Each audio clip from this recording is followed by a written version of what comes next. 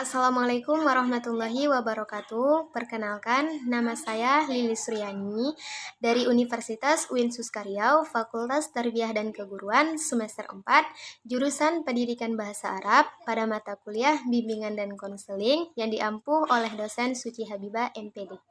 Kali ini saya akan menjelaskan dari judul yaitu urgensi dan kedudukan bimbingan dan konseling dalam pendidikan. Jadi yang pertama sekali itu adalah apa itu bimbingan dan konselor sebagai profesi. Nah, jadi profesi itu yaitu merupakan suatu pekerjaan atau jabatan yang memberikan pelayanan keahlian kepada masyarakat. Profesi bimbingan dan konseling di sekolah adalah suatu pelayanan bimbingan dan konseling yang diberikan oleh guru pembimbing konselor sekolah yang memiliki keahlian dalam bidang pembimbing dan konseling kepada para peserta didik sebagai konseli. Yang selanjutnya itu adalah tugas pokok konselor di lembaga pendidikan.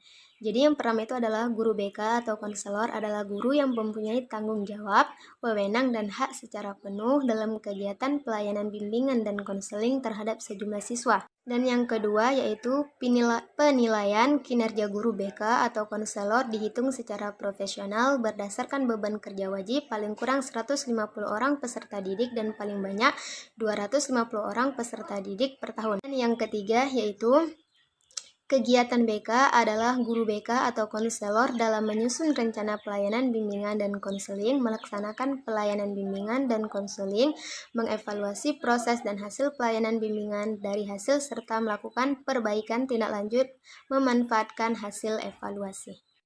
Dan yang selanjutnya itu adalah kedudukan bimbingan dan konseling dalam pendidikan. Pendidikan adalah personal fokus dan tujuan merupakan proses yang esensial dalam mempengaruhi perkembangan manusia. Menurut Yusuf dan Nurihsan, ada 3 bidang untuk mewujudkan pendidikan yang bermutu, yaitu yang pertama, bidang administratif dan kepemimpinan. Bidang ini menyangkut kegiatan pengelolaan program secara efektif dan efisien. Yang kedua, bidang instruksional dan kurikuler. Bidang ini terkait dengan kegiatan belajar mengajar yang bertujuan untuk memberikan pengetahuan, keterampilan, dan pengembangan sikap pada peserta didik. Dan yang ketiga yaitu bidang pembinaan siswa. Bidang ini berkait dengan program pemberian layanan bantuan kepada peserta didik dalam upaya mencapai perkembangannya secara optimal melalui interaksi yang sehat dengan lingkungannya. Sedangkan pelaksanaan kegiatan BK yaitu secara operasional, pelaksanaan utama pelayanan BK di sekolah dibantu oleh personil sekolah lainnya. Dalam melaksanakan tugasnya, guru pembimbing dan konseling diharuskan mengacu pada suatu pola yang sudah diatur agar pelaksanaan pelayanan bimbingan dan konseling di sekolah dapat berjalan secara teratur dan mencapai tujuan. Perlu adanya administrasi yang baik, teratur dan mantap.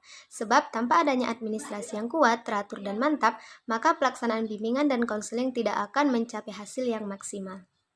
Jadi, adapun peranan guru bidang studi dalam penyelenggaraan layanan BK, kompetensi guru adalah sebagai berikut. Yang pertama, menguasai bahan. Yang kedua, mengelola program belajar mengajar. Yang ketiga, mengelola kelas. Yang keempat, menggunakan media atau sumber. Yang kelima, menguasai landasan pendidikan. Yang keenam, mengelola interaksi belajar mengajar. Yang ketujuh, menilai prestasi siswa untuk kepentingan pengajaran. Yang kedelapan, mengenal fungsi dan layanan BK. Yang kesembilan, mengenal dan menyelenggarakan administrasi sekolah. Dan yang kesepuluh, memahami prinsip-prinsip dan hasil penelitian pendidikan guna keperluan pengajaran.